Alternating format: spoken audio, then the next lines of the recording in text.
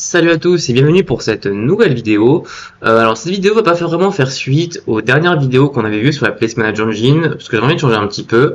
En fait, il faut savoir que récemment, donc là j'ai remonté un petit serveur Proxmox sur un serveur, voilà un petit serveur physique, une petite machine Dell, et je voulais en fait remonter un serveur OpenVPN à travers OpenSense pour pouvoir y éventuellement accéder à distance de manière, on va dire entre guillemets, un petit peu sécurisée. Donc OpenSense rajoute la couche pare-feu de manière assez simple.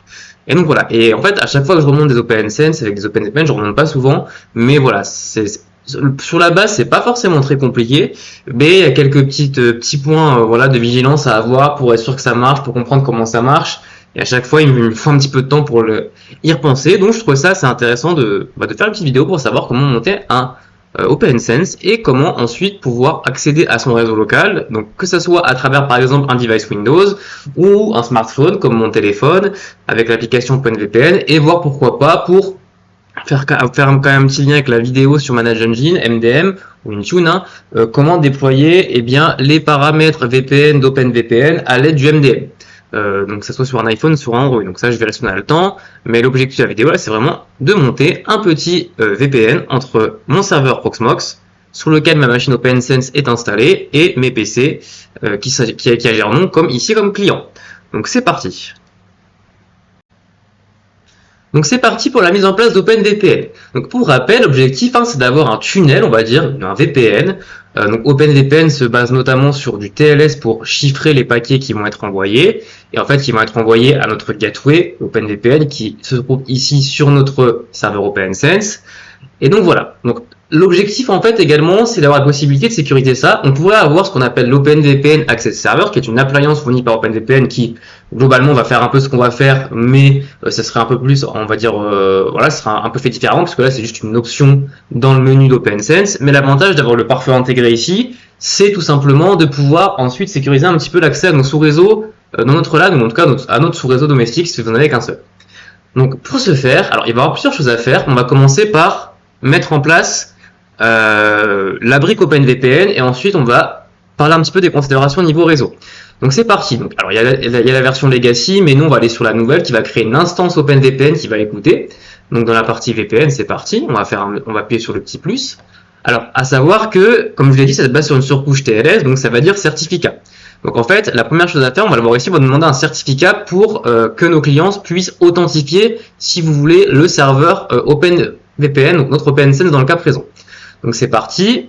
En fait, pour faire ça, il faut dans System, Trust, Authority. Alors j'en ai déjà une. Ce qu'on va faire, c'est qu'on va tout recréer ensemble. C'est pas très grave. Je l'ai refait une fois, ça a marché, donc maintenant ça devrait aller.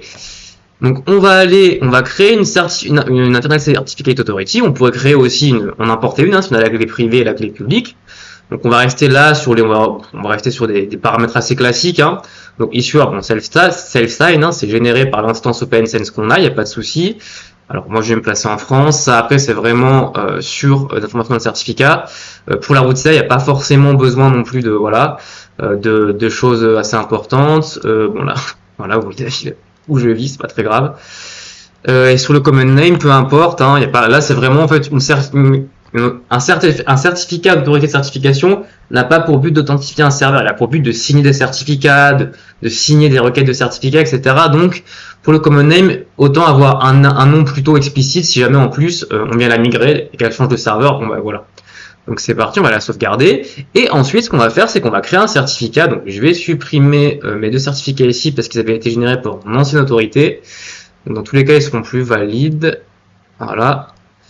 Donc là c'est le certificat interne de la GUI, donc voilà, pour être un HTTPS qui n'est pas trusté forcément, mais c'est pas grave.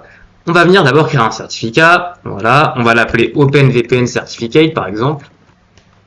Donc là, il va servir à authentifier notre serveur. Donc ça va être un type type server certificate. On va laisser également de toute façon les types de chiffrement ici par défaut. Voilà, donc issuer par contre ici bien choisir votre route CA.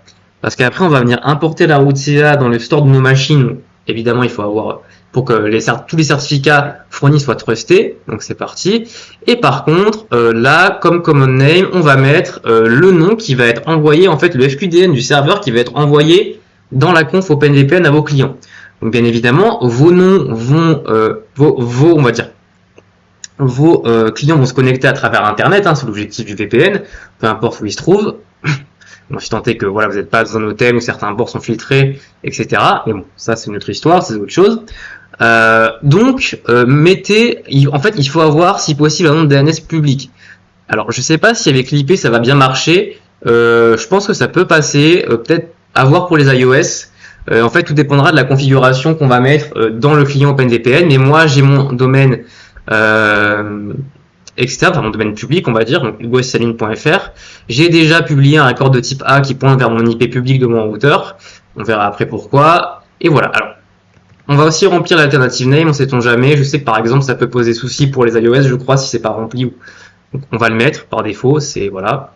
C'est de plus en plus, voilà, c'est de plus en plus en termes de sécurité, en fait, quand on génère un certificat, notamment sur la PKI Microsoft, avoir un alternative name, en fait, qui est spécifié lors de la requête, c'est plus sécurisant qu'avoir un common name qui est directement rempli automatiquement, que voilà. Donc, on va le sauvegarder. Et donc là, pour la partie certificat, on n'est pas trop mal. Donc on va pouvoir se rendre dans OpenVPN, instance, on va venir créer notre instance, tout simplement. Voilà, donc je vais l'appeler serveur OpenVPN. Bon, alors ça c'est quand j'avais fait mes tests, hein, mais on va repasser sur tous les détails un par un. Alors le port number, donc le protocole et le port number. Donc le port number nous dit bien c'est le port pour venir établir la connexion OpenVPN. Donc par défaut c'est l'UDP, on pourrait choisir, on va laisser UDP par défaut. Pourquoi? On n'a pas besoin de forcément générer beaucoup de trafic, plus de trafic que ce qu'on a besoin. Hein. Voilà, on envoie le paquet, on voit ce qui se passe. La bind adresse, très important. Si votre OpenVPN, enfin votre OpenSense a plusieurs interfaces, sur quelle interface va répondre le service OpenVPN, hein, sur quelle interface il va se binder. Très probablement ce qu'on ferait également si on installait OpenVPN sur un serveur Debian. Hein. Le type TunTap, alors ça c'est un peu différent. Alors le type TunTap, c'est est-ce qu'on veut faire un VPN, on va dire, de niveau 2 au niveau OSI, donc être directement connecté sans passer par une passerelle, un subnet, tac. D'ailleurs, voilà, si on vient le spécifier ici, on voit qu'on a l'IP du VPN là, qui est enfin le subnet qui disparaît. Hein. Donc on a l'option Bridge Gateway. Et donc voilà, en fait, ça pourra venir récupérer, par exemple, le DHCP de notre routeur, par exemple, typiquement. Enfin, il faut quand même avoir une IP à la base pour mettre en place le VPN, mais voilà, c'est vraiment au niveau 2. Donc nous, on va choisir Tun pour l'instant. Donc voilà. Et ensuite, alors on va faire que l'IPv4, pas besoin de faire l'IPv6. Donc là, en fait, on va devoir déclarer un subnet pour lesquels en fait nos devices vont recevoir quand ils vont se connecter une IP, hein, parce qu'on rappelle, hein, un VPN c'est un Virtual Private Network.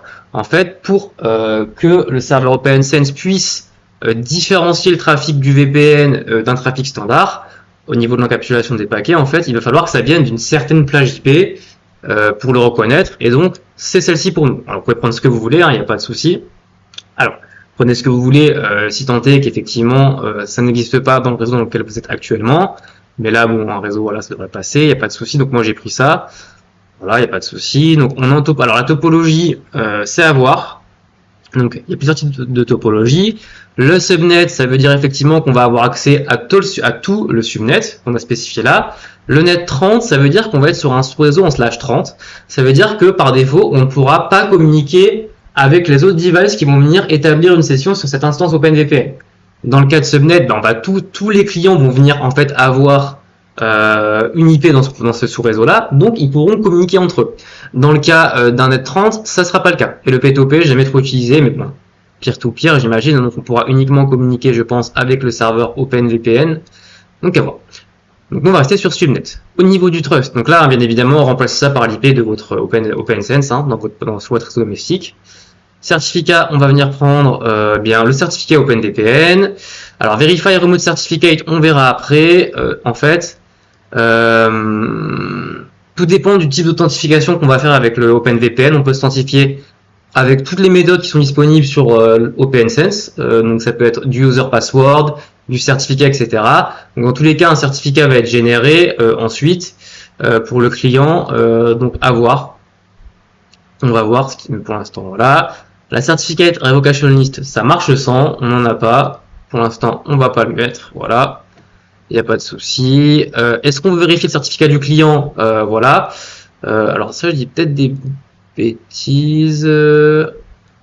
Bon, on y reviendra peut-être après.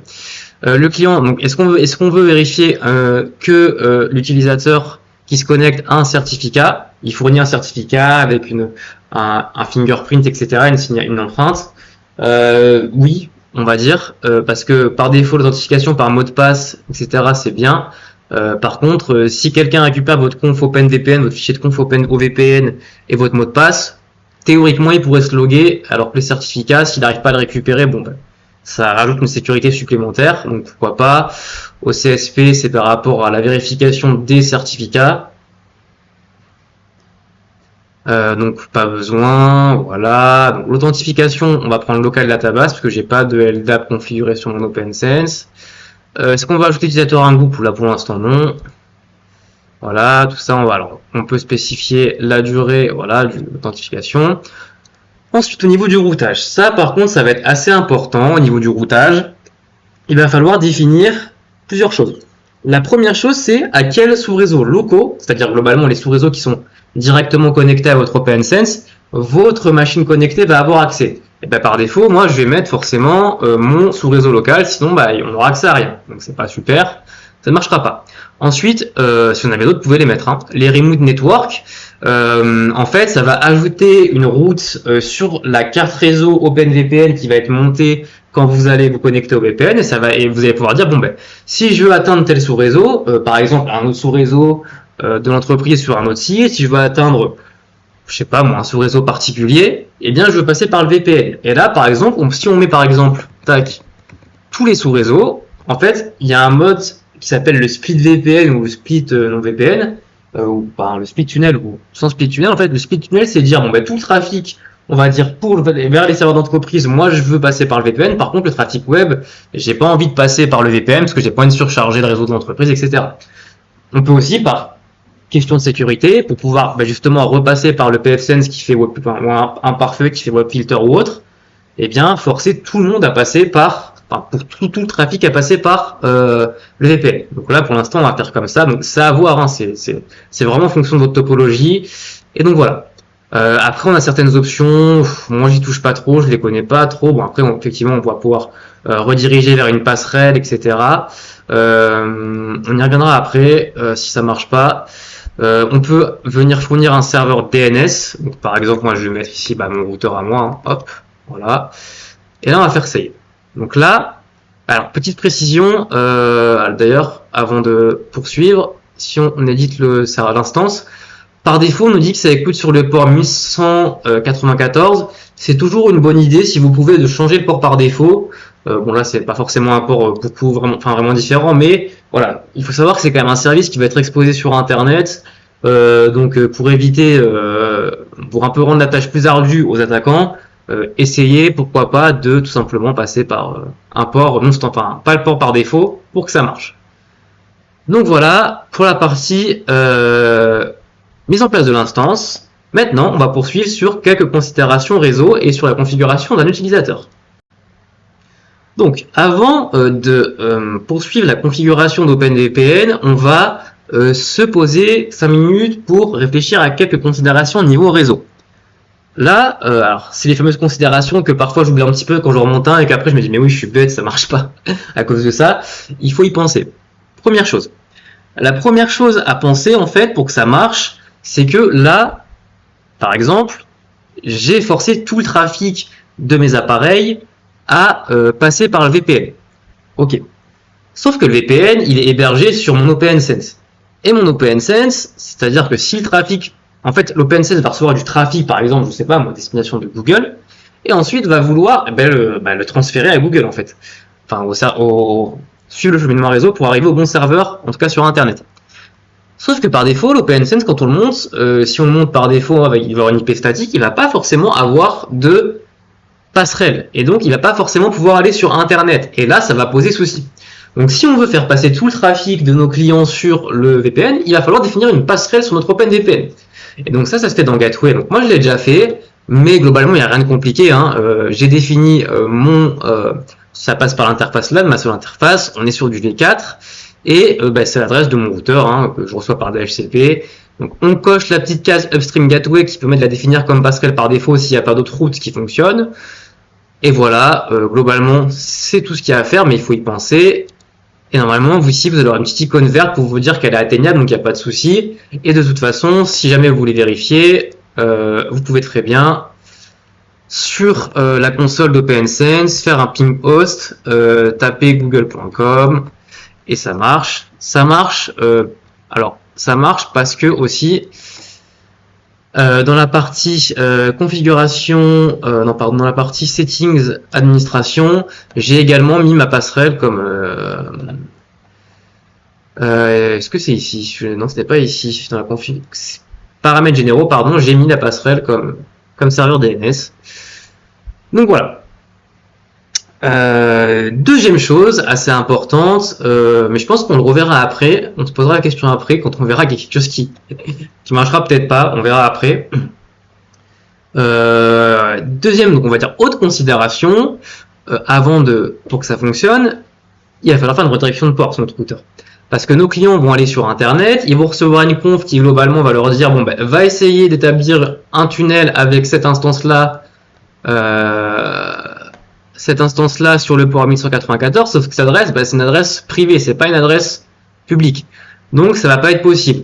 Donc en fait, ce qu'il faut faire, c'est créer une redirection de port sur votre box. Alors je vais pas forcément vous montrer les redirections de port que j'ai sur ma box, voilà. Mais globalement, vous allez sur l'interface de votre box. Je pense que si vous regardez cette vidéo, c'est que je pense que vous pouvez trouver comment faire. Vous tapez l'IP de votre box. En général, si vous êtes sur en 192.168, soit la .1.1, soit la 1.54, et vous regardez pour rediriger le port de tous les paquets arrivant sur votre IP public. Donc vous pouvez la trouver en tapant What's My IP sur internet et prendre le premier site, vers le port 1194. Et là, au moins, ça ouvrira le port pour la négo du VPN sur internet. Donc voilà, ça c'était la considération. Et important, forcément, cette fameuse communication va arriver sur la carte LAN de mon OpenSense. Donc sur la carte LAN, il faut créer une règle. Alors d'ailleurs, c'est ok, je vais l'éditer. Mais il faut créer une règle qui va autoriser tout le trafic arrivant sur l'interface LAN. Alors soit en UDP, enfin plutôt on peut mettre ENI, on peut mettre UDP. Sur le port donc à destination de ma path LAN, donc sur OpenSense c'est la LAN adresse, et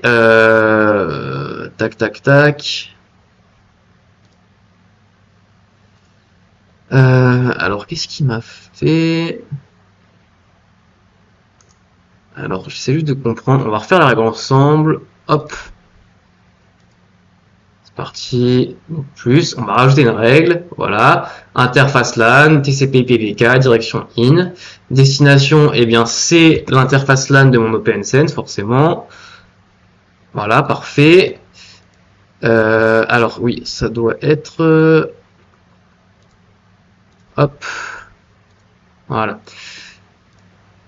Protocole UDP, du coup on va prendre et on va spécifier uniquement le port qui nous intéresse, nous, donc c'est le port 8194, comme ça on n'ouvre pas le reste des services, et c'est pas plus mal. Donc on va les loguer pour avoir des logs pour débugger, on peut mettre une catégorie, etc.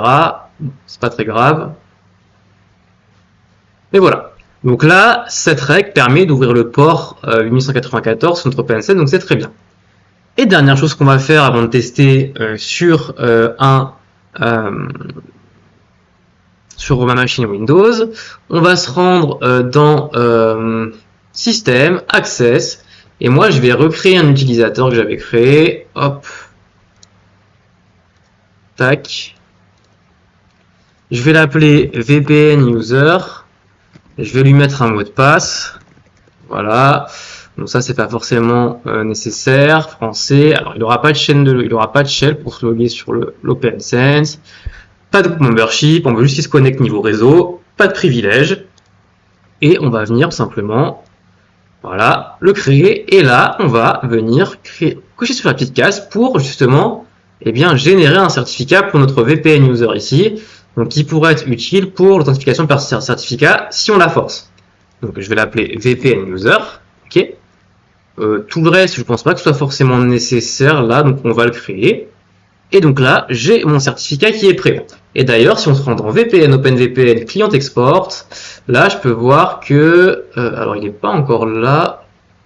Alors, je vais retourner. System Access, User.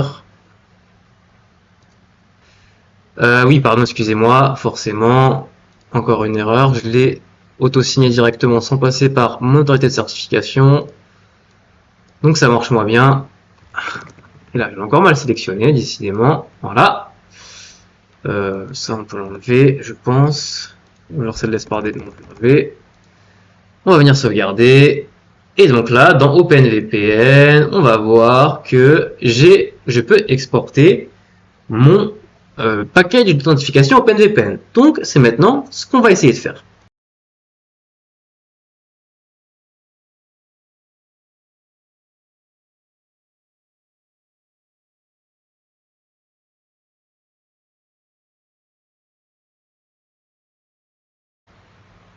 Alors c'est parti, on va regarder pour essayer de se connecter justement à notre tunnel.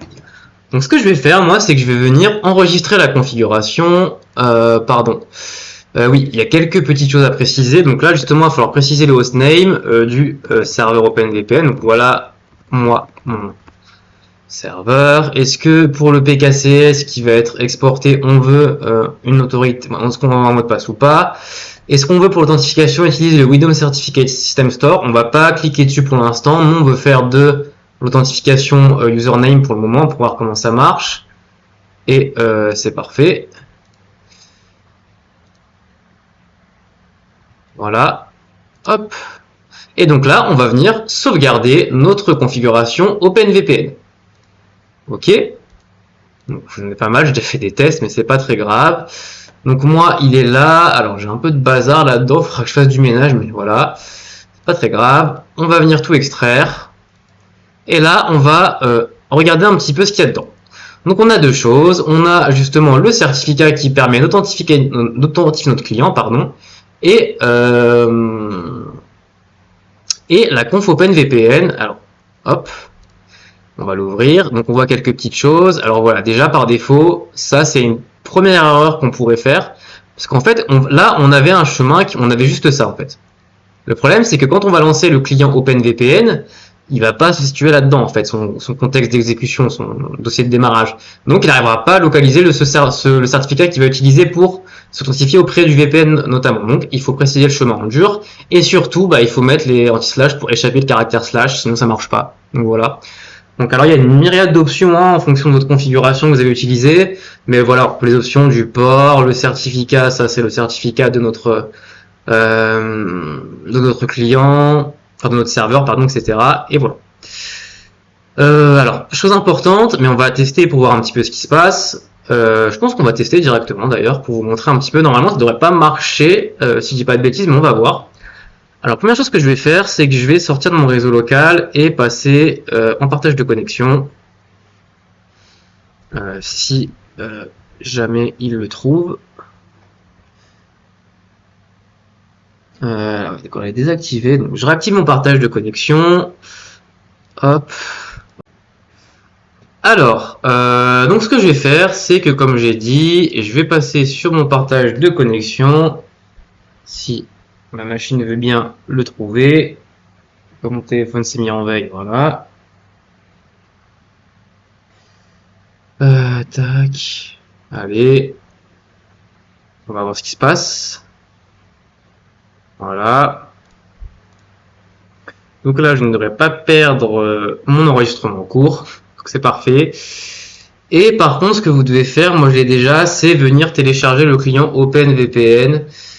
Voilà. Donc pas OpenVPN Connect, hein, qui est un autre client, je crois.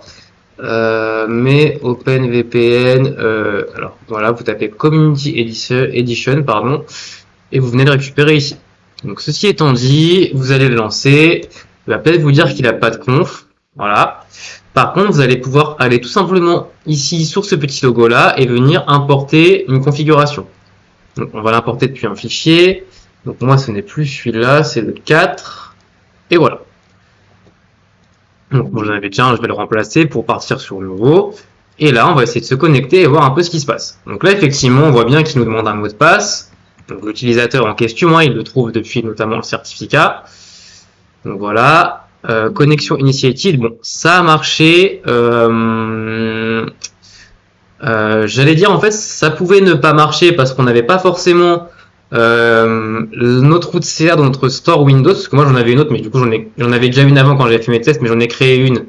Voilà, mais ce que je veux dire, c'est qu'on l'a pas ici dans les certificats. La route CA, dans les certificats ici, là, si on fait ajouter un composant logiciel affichable, certif, voilà, ordinateur. Vous savez, dans la console racine de confiance, non, celle-là, elle est là, hop. Voilà, en fait, excusez-moi. J'en avais une, mais moi, c'est mon ancienne. Mais bon, c'est pas grave. Peut-être que je pense que le client l'embarque, il en a pas besoin. Donc, c'est pas plus mal. Ça marche, c'est bon à savoir et c'est nickel. Donc maintenant, constatons ce qui s'est passé. Donc moi j'étais connecté sur mon Redmi, hein, sur mon partage de connexion. Si je me déconnecte du VPN, on verra bien que une adresse IP, enfin mon adresse IP publique n'a rien à voir avec celle de ma box. Il n'y a pas de souci là-dessus. Donc là, si je fais ipconfig/all, je vais voir des IP et là je vais notamment voir ma carte réseau sans fil Wi-Fi d'ailleurs qui est là. Hein, voilà. C'est pas le 1, ça c'est du coup c'est ce qui est fourni par mon partage de connexion. Donc j'ai pas mon 1.254, je suis vraiment sur un réseau fait par mon téléphone. Donc voilà. Et par contre, on devrait voir une carte OpenVPN ici, voilà, qui a bien l'IP qu'on a fourni. Donc par défaut, je crois qu'OpenVPN, en fait, le PFCN va se garder la première adresse comme adresse de passerelle. Pour le tunnel en tout cas, et la dernière ensuite va donner des adresses sur le réseau qu'on a spécifié. Et donc là, si on fait un ping.10.10.10.1, ça va pinguer. Ça, c'est très bien. Si on fait un ping.192.68.1, ça ping. Alors attention, ça ping parce que je l'avais déjà fait aussi dans le cadre d'un test. Donc là, je peux me reconnecter sur l'interface web. Hein. Ça devrait passer. Voilà, mais si je me déconnecte du VPN, ça ne va plus marcher. Hein. Mais juste pourquoi ça marche ça parce que j'ai pas non plus, j'ai pas envie de vous, ne pas, omettre des choses. C'est juste que là, on a une interface virtuelle qui s'appelle OpenVPN qui a été créée. Par défaut, elle va tout deny. Donc bien sûr, il faudrait venir un petit peu adapter les flux, excusez-moi. Mais par contre, là, si je viens supprimer la règle que j'ai créée, là, je vais me couper la patte. Hein. Normalement, j'ai pas fait appliquer, excusez-moi. Et d'ailleurs, je vais perdre la connexion à l'interface web. Là, je me coupe la patte. Hein. Non, ça ping toujours. Pourtant, par défaut, il est censé tout bloquer. Alors, ce que je vais faire, c'est que, hop, on va se déconnecter. Parce que comme c'est peut-être déjà en cours, on va se déconnecter du VPN. On va se connecter à nouveau au VPN. Voilà. Et là, bon, ça ping plus. Effectivement, parce que les connexions devaient être ouvertes. Je sais pas comment il le dire, mais ça ne ping plus. Et donc là, j'ai plus non plus accès. Alors il est en cache peut-être, non, ouais, j'ai plus accès. Ça m'oublie, mais j'ai pas accès. Donc là, ce qu'il faut que je fasse, j'ai pas trop le choix. Il faut que je repasse temporairement sur ma box, dans mon réseau local, où se trouve mon OpenSense.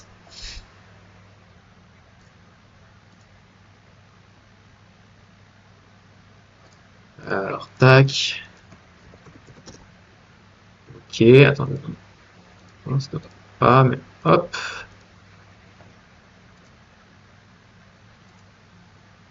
Oui, pardon, excusez-moi.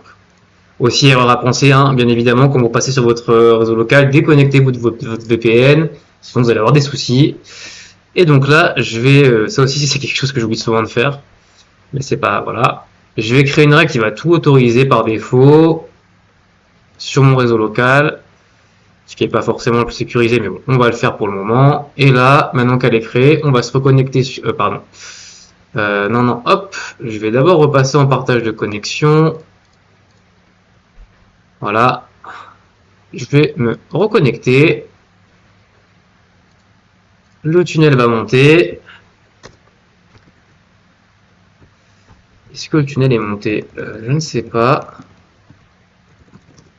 Le tunnel a priori est monté. Est-ce que j'ai mon IP? Tac. Non, il est pas... Ah si, pardon, c'est pas le bon, il est là. Ok, par contre, j'ai pas de passerelle par défaut. Est-ce que je suis connecté? Ok, ouais, donc je suis connecté.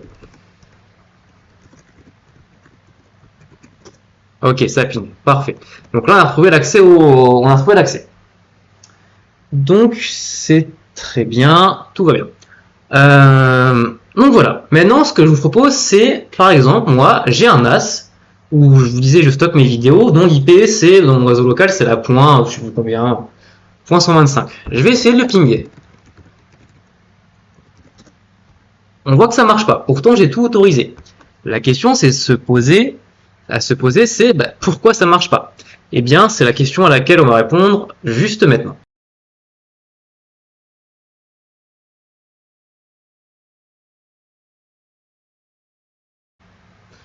Donc, afin de répondre à la question, en fait, on va perdre plus de temps, c'est pas très compliqué une fois qu'on y pense. D'ailleurs, regardez là, je voulais essayer de me connecter à mon Proxmox, mais ça marche pas, c'est la même chose.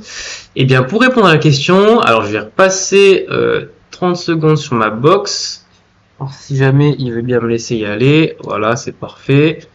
J'oublie pas de sortir, de casser la connexion du VPN. Voilà.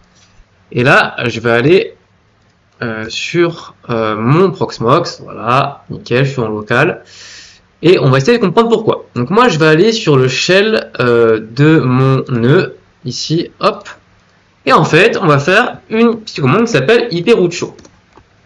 Voilà. Donc là, on voit que notre Proxmox a qu'une seule route. Ok, donc là, il y a... Est-ce qu'il y a quelque chose qui va pas? Bah oui, parce que pour vous rappeler, pour pouvoir encapsuler et trouver le trafic provenant du VPN, on a déclaré un sous-réseau qui est le 3x10.0/24. Donc ça veut dire que tout le trafic destiné au client doit passer par ce subnet. Oh, mon Proxmox, mais il sait pas comment y aller en fait sur ce sous-réseau. Donc forcément, bah, très bien, mon client va pouvoir envoyer le paquet. Par contre, bah, l'autre ne saura pas le renvoyer en fait. Lui, sa route par défaut, c'est celle-là, super. Mais celle-là, sa route par défaut, c'est celle-là. Mais du coup, il va envoyer le paquet à mon routeur et mon routeur, c'est pareil, il sait pas comment faire. Et ça, c'est pareil pour toutes les VM qui sont en bridge en fait. Bah, par exemple, pour toutes les VM qui sont en bridge, par exemple sur mon Proxmox ou bah, par exemple pour mon NAS. Mon NAS, c'est exactement la même chose. Donc il faudrait venir éventuellement ajouter une route à mon NAS. Donc là, typiquement, on va pas le faire avec le NAS, hein, mais par exemple, j'ai une machine Zabbix ici pour le monitoring qui tourne. D'ailleurs, si vous intéresse des vidéos dessus, ça sera avec grand plaisir. Alors, je ne sais plus quel est son IP. Oh, j'ai une majuscule. Non, j'ai pas de majuscule. Je l'ai monté hier, donc voilà. Ok, alors je vais aller voir mon IP. Évidemment, si ça va bien fonctionner, ça va être un petit peu bugué. Ok. IPA. Mon IP, elle est... où est-ce qu'elle est mon IP? Elle est ici, parfait. Donc le point 88.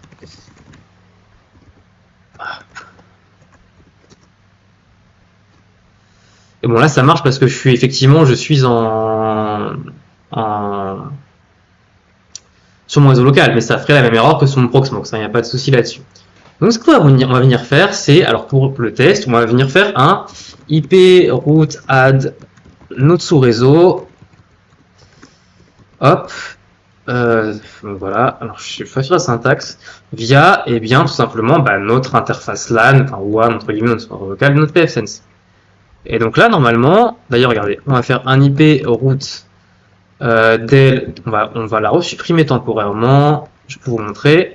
Si j'essaie de pinguer l'IP LAN de mon pfSense, ça marche. Si j'essaie de pinguer l'IP de l'interface OpenVPN, ça marche pas. Par contre, si j'ajoute ma route et que je retourne de pinguer, ça marche. Parce que ça passe par, ça arrive sur l'interface LAN, c'est une route qui est directement connectée à notre OpenSense, et donc ça va marcher. Et donc là, théoriquement, on va essayer, si on se reconnecte au VPN, donc je vais repasser sur mon partage de connexion, je vais relancer ma connexion VPN. Alors bien évidemment là, la route elle est pas persistante, hein. Si votre nœud redémarre, elle va disparaître, il faudra remonter. Donc en fait ce qu'il faudrait faire, c'est modifier votre fichier etc/network interfaces pour pouvoir ajouter une commande qui va créer cette route dès que l'interface passe up, donc au démarrage, quoi. Ok. Donc maintenant, moi, ce que je vais faire, c'est que je vais me reconnecter sur mon VPN. Voilà. Et donc là, par exemple, j'aurai une navigation privée et j'essaye d'aller sur mon firewall, enfin sur mon Proxmox, pardon. Là, ça marche. Et par contre, voilà, pour s'en assurer que c'est bien ça, hein, regardez, je vais resupprimer. Alors si j'y arrive, je vais resupprimer temporairement la route. On va faire un hyperroute d'elle. Je vais rouvrir une nav privée et là, ça ne marche plus. Donc voilà, c'est vraiment cette notion réseau qu'il faut comprendre. Donc c'est pareil, si je voulais donner accès à mon NAS, il faudrait que sur mon NAS, je lui définisse une route qui lui permette de parler avec mes clients VPN. Donc voilà, c'était vraiment pour ces considérations à avoir.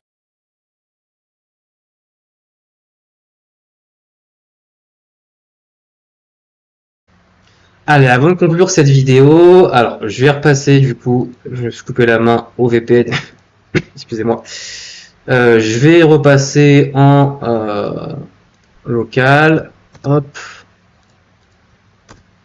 pour vous montrer que ça marche bien quand même. On va quand même se faire une petite chose. Là, sur mon Proxmox, si il veut bien, voilà, je vais quand même rajouter, re-rajouter la route, hein, de manière, voilà, pour vous montrer. Donc là, on n'a pas de souci quand on l'ajoute pour accéder au Proxmox. Alors, 192.1.1. Voilà. Oh, putain, excusez-moi, petite erreur. Hop. Ok, donc c'est bon, parfait. Par contre, ce qu'on va voir, c'est on va quand même créer une petite règle avant de conclure la vidéo pour pouvoir sécuriser un peu tout ça. Et par exemple, moi je veux dire, par le VPN, je veux pas avoir accès à l'interface d'administration de mon Proxmox. Je sais pas, je veux avoir accès à mes VM en SSH peut-être, mais je veux pas pouvoir administrer tout le Proxmox. Donc je vais rajouter une règle, voilà, et je vais venir bloquer du trafic, tout simplement.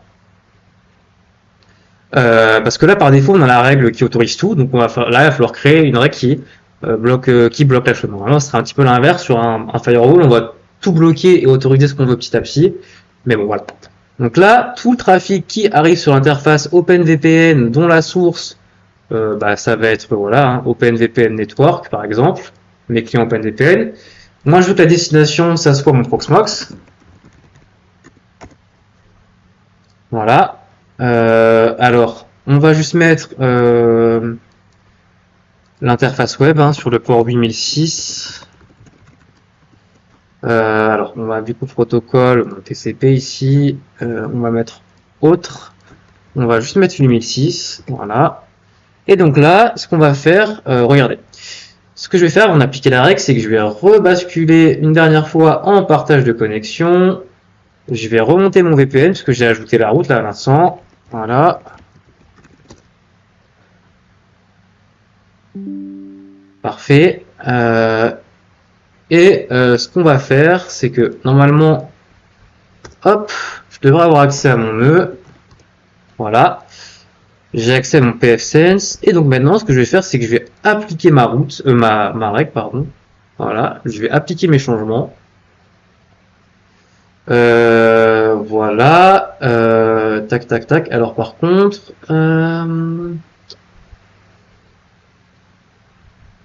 je vais la passer avant ma règle.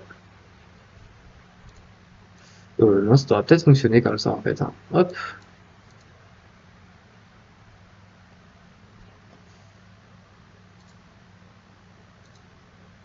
Voilà. Et donc là, on va ouvrir une navigation privée.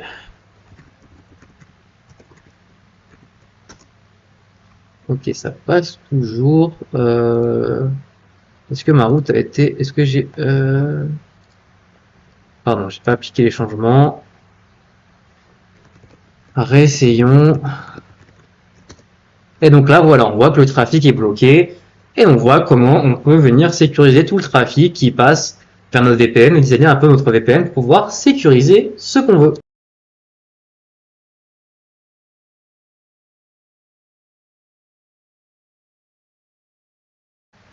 Allez, donc dernière petite chose avant de vraiment conclure la vidéo, petit bonus, on va voir comment se connecter au VPN avec un client Android. Donc moi je suis sur un Android Virtual Device, hein, d'Android Studio, mais avec un Android ça marche aussi. Alors, je pense que je ferai une vidéo dédiée sur ManageEngine maintenant que mon OpenVPN est en place pour configurer un profil pour ça, mais là c'est pas vraiment l'objectif, donc ça fera l'objet d'une vidéo à part. Ceci étant dit, il va falloir récupérer trois fichiers, donc voilà, classiquement, qui sont le profil de connexion au format OVPN, le certificat d'utilisateur et la route CA. Donc pour le certificat, donc moi je me le suis envoyé par mail, hein, vous pouvez faire comme vous voulez. Excusez-moi. Donc le certificat, il faut commencer par l'installer. Bon, j'ai déjà installé, mais globalement, voilà, hein, on choisit VPN App User and Certificate, voilà, il est installé. Et pour installer la route CA, par contre, c'est un peu différent. En fait, il faut aller dans les paramètres directement de l'appareil. On peut chercher certificat ici. Donc ça dépend hein, de votre modèle d'Android, mais voilà. On installe, on prend le route CA et on l'installe. Donc maintenant, ce qu'on va faire, c'est qu'on va venir installer le client OpenVPN. Donc, comme pour Windows, on a deux solutions. L'OpenVPN Connect, qui est utilisé un petit peu pour d'autres choses, qui ne supporte pas les mêmes options. Et l'OpenVPN for Android. Donc on va prendre celui-ci. Voilà, on va venir l'installer. Alors je vais directement en profiter comme le device utilise ma connexion du PC pour passer en partage de connexion. Alors faut que je le réactive. Il est plus activé sur mon appareil. Ok.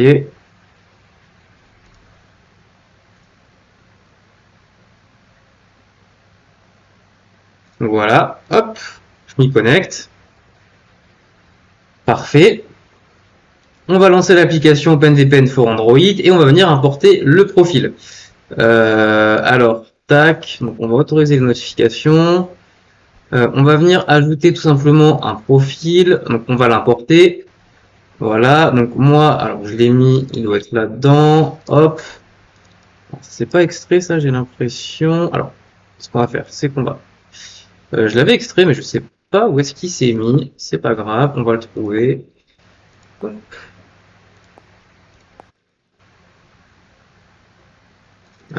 Ok, bon bah c'est pas grave, on va venir le réextraire. C'est pas très grave. Hop. Donc allons dans Files. Toi. Voilà. Hop. Et on va venir essayer de l'extraire. Si j'y arrive.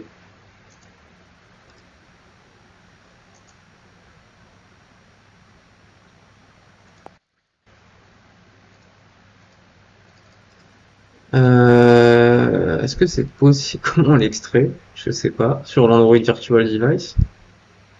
Parce qu'à part revenir en arrière, il fait pas grand chose d'autre.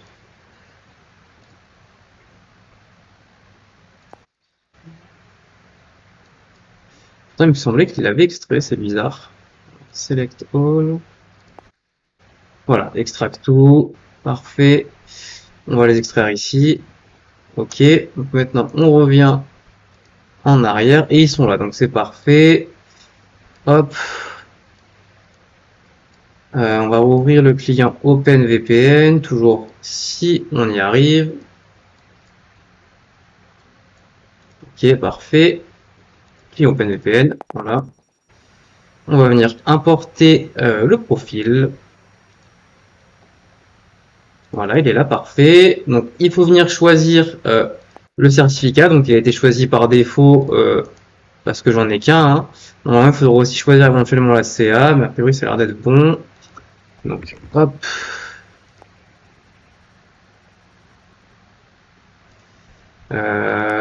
Ok, alors, ouais, c'est pas bon. Ok, on va venir rechoisir le certificat. Ici, tac, tac, tac. Celui-ci.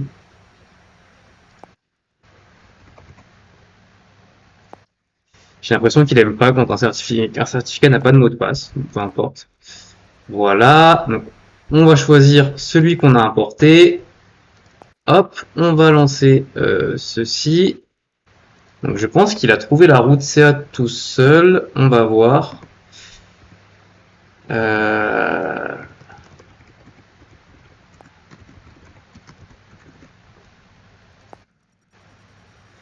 Now. Et là, on a tous les logs en question. Donc, a priori, ça marche bien. Là, on voit séquence completed. Donc maintenant, on va aller sur un navigateur, donc Google, qui va peut-être me demander de le setuper.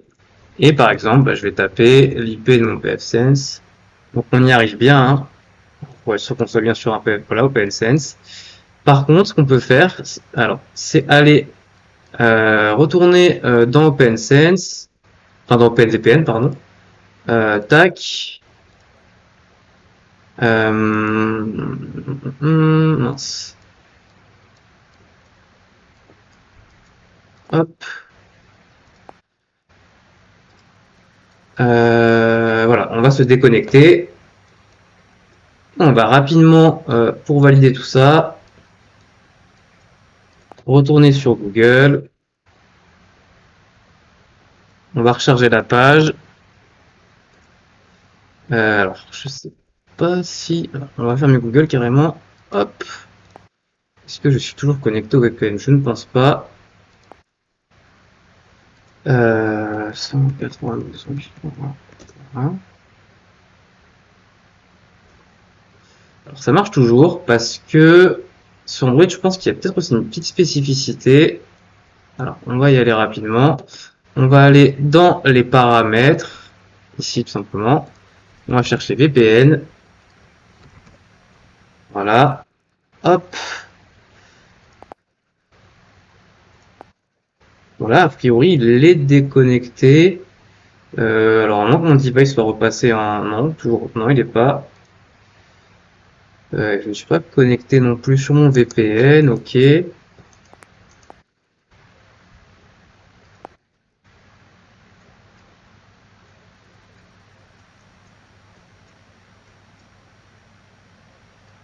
Alors, on va tout fermer. Tac. J'ai fait que je suis bien déconnecté quand même. Ok, donc je suis bien déconnecté. Alors c'est étrange, je sais pas trop pourquoi j'ai accès à mon pfSense du coup. Mon OpenSense.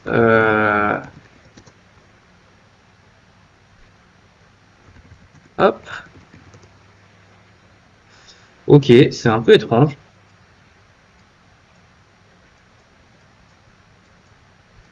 Bon, c'est un peu étrange, c'est pas très grave. Alors peut-être que de manière sous-jacente, je sais pas, il a conservé l'ancienne IP de mon appareil, mais en tout cas, voilà, ce qu'on a vu, c'était quand même qu'on était configuré, qu'on était connecté au VPN, ça avait fonctionné. Donc voilà, globalement, hein, vous êtes sur n'importe quel réseau avec votre Android, vous faites attention à la configuration. Je sais pas si exactement il y a des vraies différences entre la partie OpenVP sur Android, etc., des configurations. Je suis pas sûr, je ne pense pas.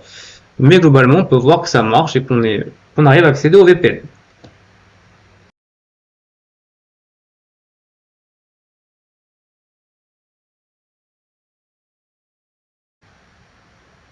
Donc voilà, c'était tout pour cette vidéo. Donc on a vu comment, à l'aide d'OpenSense et du plugin OpenVPN, comment monter un VPN, effectivement, pour pouvoir se connecter à distance de manière sécurisée, chiffrée et authentifiée à notre infrastructure locale, donc à l'aide de certificats. Donc on a vu la configuration de l'instance sur l'OpenSense.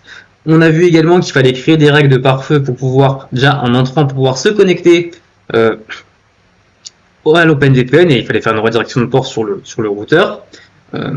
Voilà. Donc on a vu un petit peu comment ça marchait. Donc on était connecté, on avait un subnet virtuel en fait pour identifier le trafic sur OpenSense, et ensuite on avait accès à des réseaux locaux. Donc attention, pour accéder forcément aux machines de notre réseau local, comme tout le trafic destiné aux clients VPN dans l'autre sens, on va dire en réception par notre client, doit passer par la fameuse interface OpenVPN, dans notre cas en 10.1, 10.10.1, sur nos machines, il faut bien évidemment que nos machines aient une route pour pouvoir accéder à ce sous-réseau-là. Également pour Proxmox, hein, pour les VM qui sont sous Proxmox. Donc après, bon, la solution la plus simple, forcément, ça serait que cet OpenSense, ce pare-feu, soit la passerelle par défaut de nos machines dans notre subnet. Donc voilà, mais en gros, il faut être conscient qu'il faut avoir une route. Et donc, on a vu effectivement après qu'on pouvait venir sécuriser également le VPN en créant des règles sur l'interface OpenVPN pour pouvoir restreindre l'accès à nos ressources locales de manière sécurisée, plus granulaire. Et enfin, on a vu qu'on pouvait également monter le VPN sur un appareil Android. Donc voilà, je vous remercie à toutes et à tous d'avoir suivi cette vidéo et je vous dis à plus.